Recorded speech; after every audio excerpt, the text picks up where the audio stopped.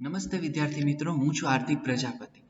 આજે આપણે વાત કરવાના છીએ ધોરણ 12 આર્ટ્સ ડિપાર્ટમેન્ટ અંતર્ગત આપણો સબ્જેક્ટ છે જીઓગ્રાફી, જેને આપણે ભૂગોળ તરીકે પણ ઓળખીએ છીએ. તો આપણે પ્રીવિયસ વિડીયોની અંદર વાત કરીએ તો એની અંદર આપણે ભણી ગયા કે ભારતના જે ધોરીમાર્ગ છે એટલે કે જે સડક માર્ગ છે એનો આપણે અભ્યાસ કર્યો હતો. હવે ત્યાંથી આપણે કન્ટિન્યુ કરીએ છીએ આપણા આ લેક્ચરને. તો કે યસ, આપણે સડક માર્ગો ધોરીમાર્ગ છે જે કાશ્મીર જમ્મુના શ્રીનગરથી લઈને જે કન્યાકુમારીને જોડે છે ઉત્તરથી દક્ષિણ, પછી પોરબંદરથી લઈને મેઘાલયાની અંદર સુધી રોડ જાય છે. જ્યારે સ્વર્ણ ચતુર્ભુજ રોડ છે જે દિલ્હી, મુંબઈ, ચેન્નાઈ અને કોલકાતા જે 4 મહાનગરો છે એને જોડતો એક સુવર્ણ ચતુર્ભુજ ધોરીમાર્ગ આવેલો છે, જે આપણે બધું પ્રીવિયસ વિડીયોની અંતર્ગત ચર્ચા કરી હતી. તો આપણે ચેપ્ટર નંબર 5 જે પરિવહન છે તેના અંતર્ગત આપણે વાત કરવાના છીએ. આજે નેક્સ્ટ ટોપિક છે જેનું નામ છે જળમાર્ગો. ચલો તો વધારે સમય નહીં લેતા સ્ટાર્ટ કરીએ. જળમાર્ગો, ભારતના જે જળમાર્ગ છે અને વિશ્વના જળમાર્ગ છે તેને આપણે સમજવાના છે. ચાલો તો જળમાર્ગો, તો સૌથી પહેલા તો આપણને એ ખ્યાલ હોવો જોઈએ કે જળમાર્ગો એટલે શું, સમજાય? તો જો આપણે સડક માર્ગની વાત કરીએ તો બાય રોડ તમે જતા હોય તો એને સડક માર્ગ કહેવાય, બટ જળમાર્ગ એટલે શું? તો જળમાર્ગ એટલે એવો માર્ગ જેના દ્વારા પાણીનું સ્તર એક સ્થિર લેવલનું હોય અને તેની અંદર ઉત્થાન આવતું ના હોય, એટલે કે પાણીની લહેર છે એ બહુ ઊંચી ના ઉછળતી હોય તેવા માર્ગ હોય. તેના માર્ગના આધારે શું થાય છે તો વેપાર કરવામાં આવે છે. એટલે કે તમને એમ થશે કે આવી રીતના કેમ સડક ન હોય તો, એટલે કે જે એવા વિસ્તારો છે જ્યાં સડકથી જઈ શકાય તેવું નથી, એટલે કે ત્યાં તમે રોડ દ્વારા ના જઈ શકો, આવા જે વિસ્તારો છે ત્યાં જળમાર્ગ દ્વારા શું કરવામાં આવે છે તો મુસાફરી કરવામાં આવે છે, માલ સામાનની હેરફેર કરવામાં આવતી હોય છે. અને આ જે પાણી છે કેવું હોય, એકદમ સ્થિર હોય, એને જ રાષ્ટ્રીય જળમાર્ગ તરીકે ઘોષિત કરવામાં આવતું હોય છે. કેમ કે જો પાણીની અંદર જો ઉત્થાન આવતું હોય, એટલે કે પાણીની લહેર બદલાતી હોય તો શું થાય તો વેપાર શક્ય બને નહીં અને વારે ઘડીએ કોઈ બીજા પ્રોબ્લેમ આવતા જાય. તો આ ન થાય એની માટે છે સ્થિર પાણી હોય ત્યાં જળમાર્ગ બનાવવામાં આવતો હોય છે, જેને આપણે રાષ્ટ્રીય જળમાર્ગ તરીકે જાહેર કરીએ છીએ. તો હવે એની વાત કરીએ તો જળમાર્ગનો એક મોટો લાભ એ છે કે તેમાં રસ્તા, રેલ માર્ગો વગેરે જેવી મરામતની કોઈ જરૂર રહેતી નથી. ઓકે, તો આપણે રસ્તા બનાવીએ, રેલ માર્ગ બનાવીએ તો એનું મેન્ટેનન્સ કરવું પડે છે, તો આ જળમાર્ગની અંદર કોઈ મેન્ટેનન્સની જરૂર પડતી નથી. જળમાર્ગો પરિવહનનું સૌથી સસ્તું માધ્યમ છે. ઓકે, પરિવહનનું સૌથી સસ્તું માધ્યમ છે તો કે હા, એક નાવની જરૂર પડે છે અને એની ચલાવવા માટે વ્યક્તિઓની જરૂર પડે છે, તો આ બહુ જ સસ્તું છે. એની માટે કોઈ મોટી મશીનરી યા મોટા ટ્રક છે એની કોઈ જરૂર પડતી નથી. જળમાર્ગમાં અગત્યની જરૂરિયાત બંદરની સુવિધા ઉપલબ્ધ કરવાની છે. એટલે કે જે બંદર હોય છે, એટલે કે જે દરિયા કિનારે યા નદી કિનારેનું જે વિસ્તાર છે, સિટી છે, તે બંદરને સૌથી વધારે શું થાય ઉપયોગિતા લઈ શકાય. જળમાર્ગને 2 વિભાગમાં વહેંચી શકાય. તો સમજો, તો શું આ જે જળમાર્ગની આપણે વાત કરીએ છીએ એટલે કે જે પાણીની અંદર, એટલે કે પાણીની અંદર મતલબ પાણીની જે સપાટી છે પાણી ઉપર પરિવહન કરવાની વાત છે. તો આવા માર્ગ છે 2 પ્રકારના હોય, એક છે આંતરિક જળમાર્ગ અને એક છે દરિયાઈ જળમાર્ગ. તો આંતરિક જળમાર્ગ એટલે શું? તો આંતરિક જળમાર્ગ એટલે જે દેશની અંદરની બોર્ડરની અંદર, એટલે કે દેશની જે સરહદ હોય એની અંદરનું જે નદી હોય, નદી નાળા હોય એની અંદર કરવામાં આવતી જે જળમાર્ગ હોય, એટલે કે અહીંયા વેપાર થતો હોય એને કહેવાય આંતરિક જળમાર્ગ. અને બીજો દરિયાઈ જળમાર્ગ. તો આ દરિયાઈ જળમાર્ગ ક્યાં હોય તો એક દેશ બીજા દેશ સાથે જે કોમ્યુનિકેશન કરે, એટલે કે વેપાર કરે, જે ધંધો ચાલે, બિઝનેસ ચાલે, એક જગ્યાએથી એક્સપોર્ટ કરે અને ઇમ્પોર્ટ કરે, એને કહેવાય તો કે દરિયાઈ જળમાર્ગ. એટલે કે આવી રીતે 2 પ્રકારમાં એને વહેંચવામાં આવતા હોય છે. આંતરિક જળમાર્ગ એટલે એક દેશની અંદરની, એટલે કે જેમ નર્મદા નદી છે, બ્રહ્મપુત્રા છે કે કોઈ બીજી નદી છે, જે ગંગા નદી છે, તો આવી નદી ઉપર જ્યારે જળમાર્ગ કરવામાં આવે તો એ બધાને કહેવાય આંતરિક જળમાર્ગ. બટ અહીંથી લઈને આપણે ઈરાનમાં, આફ્રિકામાં કે માલદીવ છે કે ઇન્ડોનેશિયા છે, આવી રીતના કોઈ વેપાર થતો હોય તો એને કહેવાય દરિયાઈ જળમાર્ગ. ઓકે, ચાલો તો આ 2 થઈ વાત. હવે નેક્સ્ટ આપણે વાત કરીએ વધારે. ચલો તો આંતરિક જળમાર્ગ. તો આંતરિક જળમાર્ગ એટલે શું, મેં તમને સૌથી પહેલા જ કહ્યું એ મુજબ, તો નદીઓ, નહેરો અને સરોવરો દ્વારા દેશના તટીય કિનારે અને દેશની અંદરના ભાગો સુધી ચાલતા જળ પરિવહનને આંતરિક જળમાર્ગ કહે છે. તો આપણે સૌથી પહેલા એ જ વાત કરી કે દેશની અંદરની નદીઓ, નહેરો અને સરોવરમાં જે વેપાર કરવામાં આવે કે એવા વિસ્તારોની અંદર શું થાય, જળમાર્ગ પરિવહન તરીકે ઉપયોગ થાય એને કહેવાય આંતરિક જળમાર્ગ. તો કે યસ, વિશ્વના મુખ્ય આંતરિક જળમાર્ગો, જો આપણે આ માટે ઇમ્પોર્ટન્ટ છે અને નામ પણ યાદ રાખવા જરૂરી છે. તો વિશ્વના એવા કયા જળમાર્ગો છે જે ફેમસ, જે આંતરિક જળમાર્ગો છે, તો એની આપણે સૌથી પહેલા ચર્ચા કરીએ. તો સર હું બોલું છું એના પર ધ્યાન આપજો એટલે એકદમ યાદ રહી જશે. પહેલો જળમાર્ગ છે ગ્રેટ લેક્સ અને સેન્ટ લોરેન્સનો જળમાર્ગ. તો સમજો, દક્ષિણ અમેરિકા ખંડ છે, તો આ દક્ષિણ અમેરિકા કોન્ટિનેન્ટ છે ને, તેની અંદર એક ગ્રેટ લેક્સ અને સેન્ટ લોરેન્સ આ બે નદી આવેલી છે. ગ્રેટ લેક્સ એક સ્થળનું નામ છે, જ્યારે એક સેન્ટ લોરેન્સ નદીનું નામ છે. તો આ બંને વચ્ચે છે ને એક શું આવેલી છે, તો કેનેડાની નીચે એટલે કે કેનેડાની દક્ષિણ ભાગમાં તો ગ્રેટ લેક્સ અને સેન્ટ લોરેન્સ જળમાર્ગ આવેલો છે. આ મેં તમને લોકેશનની વાત કરી. હવે એને આપણે સમજીએ શું કહેવા માંગે છે. થિયરી, યુએસએ અને કેનેડાની સરહદ ઉપર, તો આવી ગયું જુઓ, તો યુએસએ અને કેનેડાની જે સરહદ છે ને તેની ઉપર સરોવરમાંથી નીકળતી સેન્ટ લોરેન્સ નદી એટલાન્ટિક મહાસાગરને મળતી હોવાથી આ બંને દેશોને 5 શહેરોને નહેર અને લોક ગેટથી એકબીજાની સાથે જોડી દુનિયાનો સૌથી મોટો આંતરિક જળમાર્ગ પૂરો પાડે છે. એટલે શું છે તો સમજો, એટલે કે ગ્રેટ લેક્સ છે ને અને સેન્ટ લોરેન્સ એ ઉપર છે કેનેડા અને નીચે છે યુએસએ. તો આ બંનેની બોર્ડરમાંથી એટલે કે એક બોર્ડર બનાવે છે, સમજાય. એટલે કે નહેર નીકળે છે તો ઉપર છે કેનેડા અને નીચે છે સેન્ટ લોરેન્સ નદીની નીચે છે તો કયો વિસ્તાર, તો યુએસએ. તો આવી રીતના બે ભાગો કરે છે અને એની સાથે 5 સરોવરને જોડે છે, જે સેન્ટ લોરેન્સ નદી છે તે. તેથી આ વિશ્વનો સૌથી મોટો આંતરિક જળમાર્ગ છે.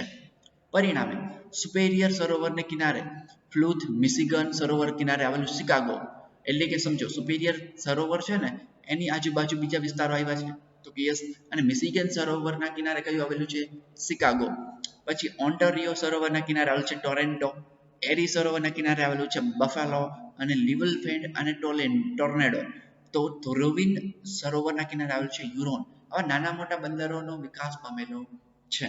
આથી મોટા દરિયાઈ જહાજ ક્યુબેક ના દક્ષિણ સેન્ટ લોરેન્સ થઈ આ ખંડમાં આંતરિક ભાગમાં ઘણે દૂર સુધી જઈ શકે છે.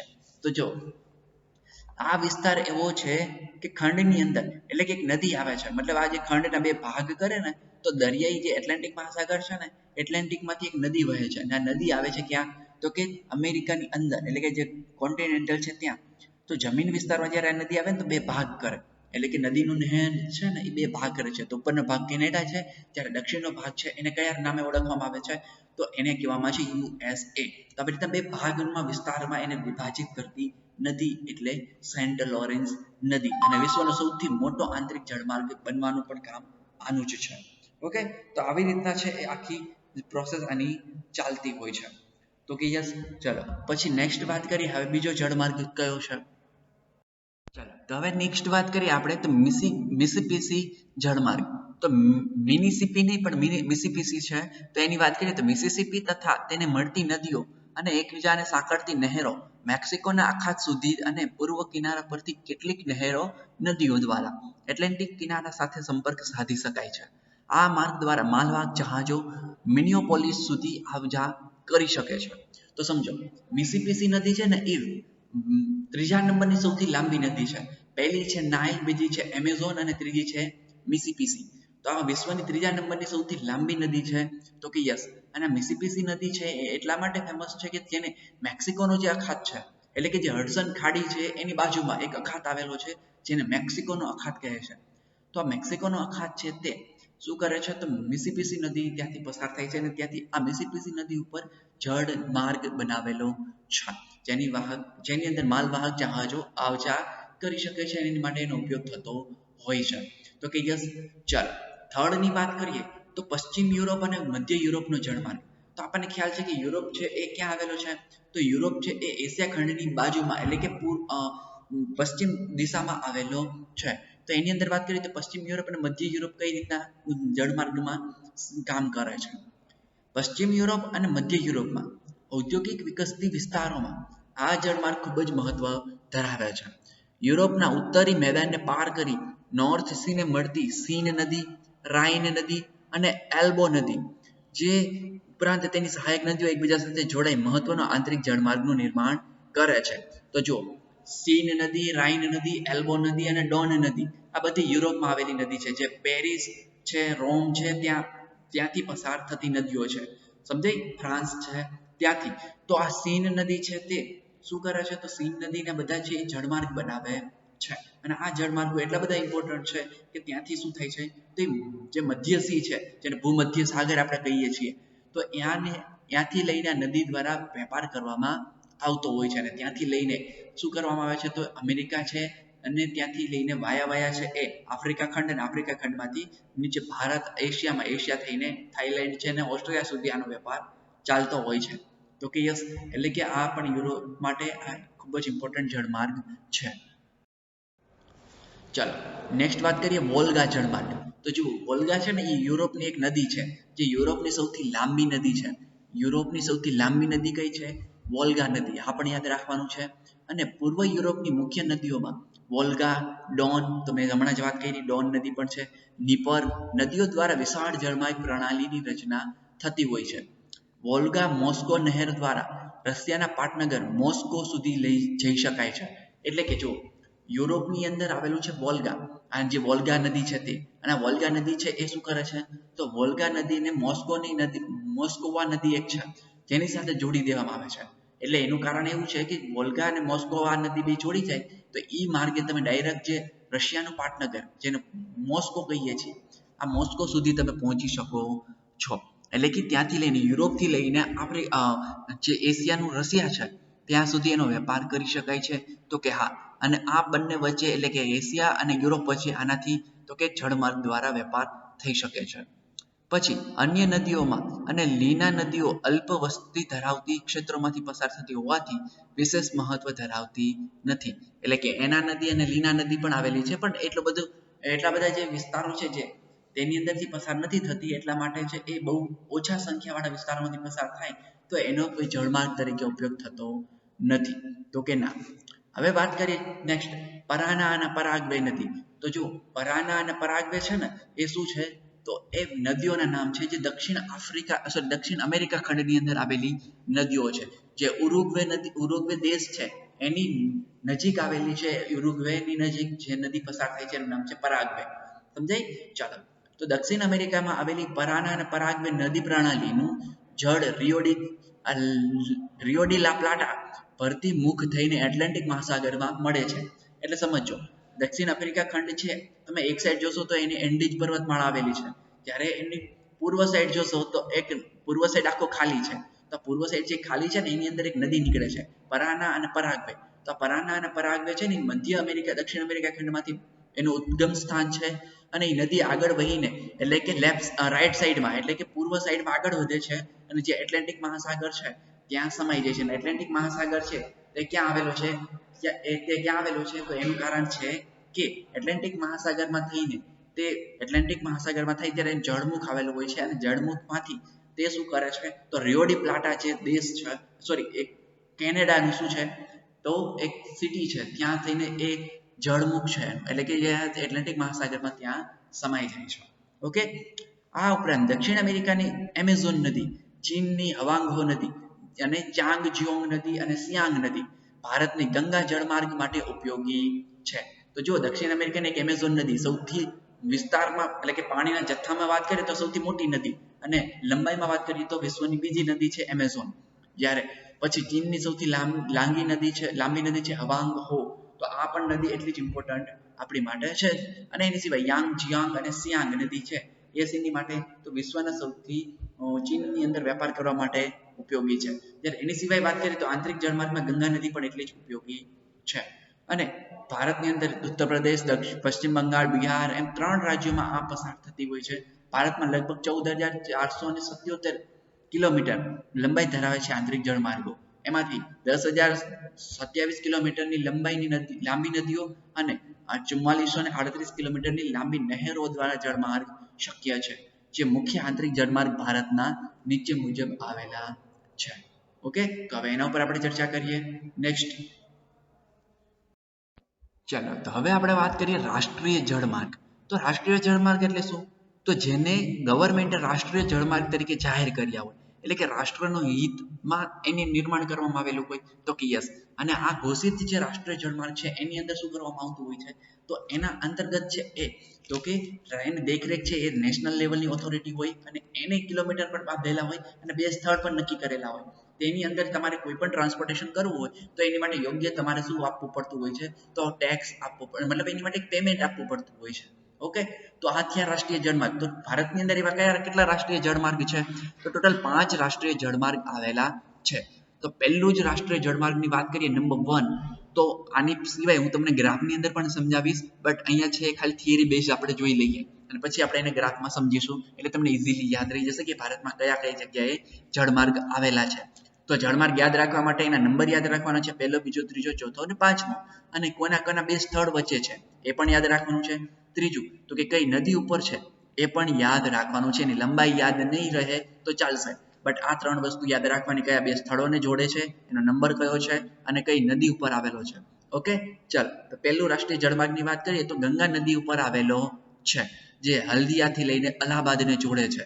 એટલે કે હલ્દિયા આવ્યું પશ્ચિમ બંગાળની અંદર અને અલ્હાબાદ આવ્યું ઉત્તર પ્રદેશની અંતર્ગત. તો આ બંનેને જોડતો એક જળમાર્ગ છે ગંગા નદીનો, જેને કેટલા કિલોમીટર લંબાઈ ધરાવે છે, તો 1620 કિલોમીટરની આ લંબાઈ ધરાવે છે. એનો મતલબ એવો છે કે આ ગંગા નદી ઉપર જે જળમાર્ગ છે તેમાં તમે શું કરે છે, તો નાવ દ્વારા છે એક જગ્યાએથી બીજી જગ્યાએ માલ સામાન હેરફેર થઈ શકે છે, જેને રાષ્ટ્રીય જળમાર્ગ તરીકે ઘોષિત કરવામાં આવેલું છે. ઓકે, તો આ થઈ વાત નેશનલ જળમાર્ગ, નેશનલ વોટરવે પણ કહેવાય એને, અને રાષ્ટ્રીય જળમાર્ગ પણ આપણે કહીએ. તો રાષ્ટ્રીય જળમાર્ગ નંબર 1 છે એ કયો છે, તો ગંગા નદી ઉપર આવેલો છે. કોને જોડે છે, તો હલ્દિયા અને અલ્હાબાદને, એટલે કે અલ્હાબાદ થી હલ્દિયા એવું બોલો તો પણ વાંધો નહીં. અલ્હાબાદ છે યુપીની અંદર આવ્યું છે, જ્યારે હલ્દિયા છે એ પશ્ચિમ બંગાળની અંદર કોલકાતાની નજીક આવેલું છે. ઓકે, તો આપણે યાદ રાખવાનું છે. હવે નેશનલ નંબર વોટરવેની વાત કરીએ 2, તો બીજો રાષ્ટ્રીય જળમાર્ગ કયો છે, તો રાષ્ટ્રીય જળમાર્ગ 2 ની વાત કરીએ તો આ જળમાર્ગ બ્રહ્મપુત્રા નદી ઉપર આવેલો છે. જો પહેલો ગંગા નદી ઉપર હતો, હવે બીજો છે ક્યાં છે, બ્રહ્મપુત્રા ઉપર, તો જે ધુમરીથી નાદિયા સુધી જોડે છે. તો આપણે યાદ રાખવાનું, ધુમરી છે ને એ આસામ અને અરુણાચલ પ્રદેશની નીચે, એટલે સોરી આસામની અંદર આવેલું છે ધુમરી, અને નદિયા છે જેને આપણે સદિયા પણ કહીએ છીએ, જે અરુણાચલ પ્રદેશની અંદર આવેલું છે. એટલે એને પણ આપણે યાદ રાખવાનું છે. ઓકે, તો આ થઈ વાત આપણા ધુમરી અને નદિયાની. નદિયા છે એ જેને નદિયા અથવા સદિયા તરીકે આપણે ઓળખીએ છીએ, અરુણાચલ પ્રદેશમાં છે, અને ધુમરી છે આસામમાં છે. તો આ બંનેને જોડતો જળમાર્ગ એટલે બ્રહ્મપુત્રા જળમાર્ગ, જેને આપણે નેશનલ રાષ્ટ્રીય જળમાર્ગ નંબર 2 કહીએ છીએ. ત્રીજી વાત કરીએ તો ત્રીજો રાષ્ટ્રીય જળમાર્ગ કયો છે, તો એની વાત કરીએ તો ત્રીજો જળમાર્ગ છે આપણો, તેનું નામ છે કેરળ રાજ્યમાં આવેલો ઉર્જમંડળ, જેને આપણે કોરોમંડલ તરીકે ઓળખીએ છીએ, તે નહેર ઉપર આવેલું છે, જે પંચાકાર નહેર છે. સમજો, પહેલો જળમાર્ગ છે ગંગા નદી પર, બીજો છે બ્રહ્મપુત્રા અને ત્રીજો છે પંચાકાર નહેર અથવા ચંપાકાર નહેર તરીકે પણ આપણે ઓળખીએ છીએ, જે આવેલો છે તો કે યસ. અને કોને જોડે છે, તો કોરોમંડળ થી લઈને કોટ્ટાપુરમ, જે કેરળની કેનાલ ઉપર આવેલો છે, જેને કેરળ રાજ્ય છે તેની અંદર કોટ્ટાપુરમને જોડે છે. ઓકે, તો આ પણ યાદ રાખવાનું છે આપણે. રાષ્ટ્રીય જળમાર્ગ નંબર 3 જે કેની ઉપર, તો પંચાકાર નહેર છે એની ઉપર આવેલો છે. રાષ્ટ્રીય જળમાર્ગ 4 ની વાત કરીએ, જે ગોદાવરી અને કૃષ્ણા નદી ઉપર આવેલો છે, જે કાકીનાડા અને પુંડિચેરી શહેરને જોડે છે. એટલે કે કાકીનાડા, પુંડિચેરી નહેર અને કાલુકેલી સરોવર પર બનેલું છે.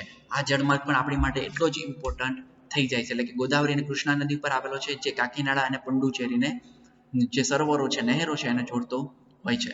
પછી વાત કરીએ રાષ્ટ્રીય જળમાર્ગ નંબર 5, તો એ છે બ્રહ્માણી નદી ઉપર, અને બ્રહ્માણી નદી ઓડિશામાંથી વહે છે, જે તાલચેર અને ધમરા જેને જોડે છે, જેની અંદર એનું કિલોમીટર છે 585 કિલોમીટરની લંબાઈ ધરાવતો આ પ્રદેશ છે. એટલે કે આ પાંચે પાંચ જળમાર્ગ છે આપણે યાદ રાખવાના છે.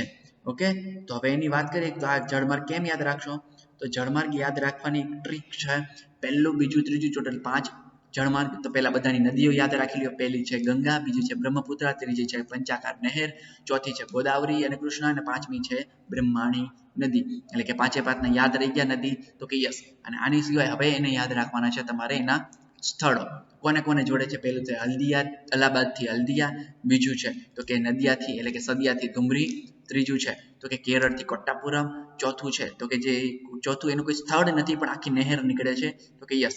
અને પાંચમું છે તાલચેરથી ધમલા. આ બે છે એ જે પશ્ચિમ બંગાળની અંદર આવેલા છે, એટલે કે ઓડિશા અને પશ્ચિમ બંગાળની બોર્ડર ઉપર છે, તો કે યસ. અને જે તાલચેર અને ધમલા છે તે, ઓકે, જેને ધમરા અથવા ધમલા તરીકે પણ આપણે ઓળખીએ છીએ.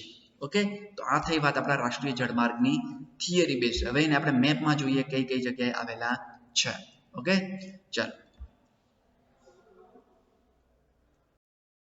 ચાલો હવે નેક્સ્ટ વાત કરીએ. આપણે જે નદી રાષ્ટ્રીય જળમાર્ગ છે એની વાત કરી. તો હવે જો અહીંયા રાષ્ટ્રીય જળમાર્ગ છે સરસ મજાના મેં તમને અહીંયા પિક્ચર દ્વારા સમજવાની ટ્રાય કરી છે.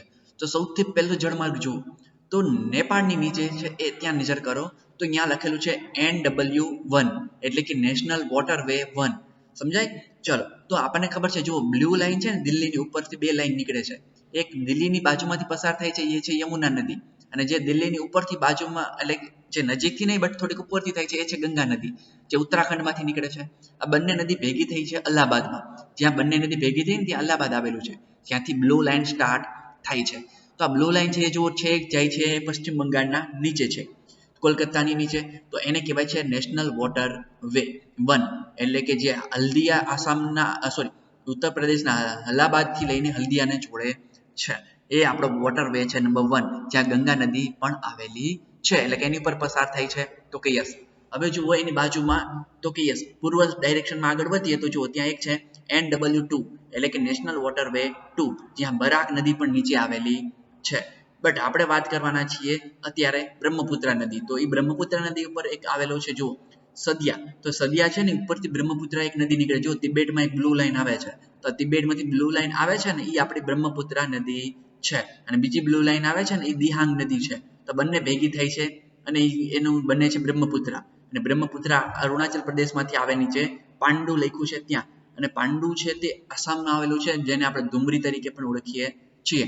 અને ધુમરી છે ત્યાંથી આ બાંગ્લાદેશની અંદર ચાલી જાય છે. પણ જ્યાં સુધી બાંગ્લાદેશની બોર્ડર આવે ત્યાં સુધી એક આખો વોટરવે બનાવેલો છે રાષ્ટ્રીય જળમાર્ગ, જેને નેશનલ વોટરવે 2 કહીએ છીએ આપણે. કમ્પ્લીટ પહેલું અને બીજું. હવે ત્રીજો ક્યાં આવેલો છે તો જો છેક લાસ્ટમાં કેરળમાં. તો નીચે કેરળમાં NW3 લખેલું છે, જે ઉદ્યોગ મંડળ અને પંચાકાર નહેર ઉપર આવેલો છે. જે કોરોમંડલ, એને કોરોમંડલ પણ કહેવાય દરિયા કિનારાને. તો કે યસ. જેને જોડે છે તો કે યસ. અને આ છે એ તો કે એકદમ નાનો એવો વોટર માર્ગ છે. તો કે યસ એની લંબાઈ પણ ખૂબ જ ઓછી છે. હવે વાત કરીએ નંબર નેશનલ વોટરવે 4. તો એ ક્યાં છે તો એ જો ચેન્નઈની નજીક. તો એ છે એ કાકીનાડા કેનાલ છે, જેની અંદર ગોદાવરીની જે એનાથી પસાર થાય છે અને એ ચેન્નઈને પણ સાથે સાથે જોડે છે. ઓકે, પછી વાત કરીએ નેશનલ વોટરવે 5, જે બ્રહ્માણી નદી છે. તો એનીમાંથી પસાર થાય છે ઓડિશામાં, અને એ ત્યાંથી પસાર થઈને ડાયરેક્ટ ક્યાં જાય છે તો કે આપણા બંગાળની ખાડી છે ત્યાં. એટલે કે ત્યાં સુધી છે એનો શું ચાલે છે તો જે કમલાથી છે તલધર સુધી એનું કામકાજ ઉપયોગી છે, એટલે કે વેપાર તરીકે તેનો ત્યાં ઉપયોગ થઈ શકે છે. તો કે યસ સમજાય. ચલો આ થઈ વાત આપણા 5 વોટરવે છે રાષ્ટ્રીય ધોરીમાર્ગ રાષ્ટ્રીય જળમાર્ગ, જેની આપણે અહીંયા સમજ મેળવી. તો આ આપણા સિલેબસમાં ખૂબ જ ઉપયોગી છે, અને નોટ્સ પણ બનાવજો અને આનું ગ્રાફ પણ ડ્રો કરજો એકવાર, એટલે તમને સરસ મજાનું યાદ રહી જશે. સમજાય? ચાલો તો આપણા નવા સિલેબસ મુજબ આ ટોપિક ખૂબ જ ઉપયોગી છે અને યાદ પણ રાખવાનો છે. ઓકે, ચાલો તો આટલું રાખીએ છીએ. ફરીવાર મળીશું નવા લેક્ચરની અંદર નવા વિડીયોની સાથે. ત્યાં સુધી આની નોટ્સ બનાવજો, અને આપણા 70% જે સિલેબસ છે એ સિલેબસની અંદર ખૂબ જ IMP ટોપિક પણ આ જે રાષ્ટ્રીય જળમાર્ગ છે એ આપણી માટે છે. ઓકે, ચલો તો આટલું રાખીએ છીએ. ફરીવાર મળીશું નવા વિડીયોમાં. So thank you very much.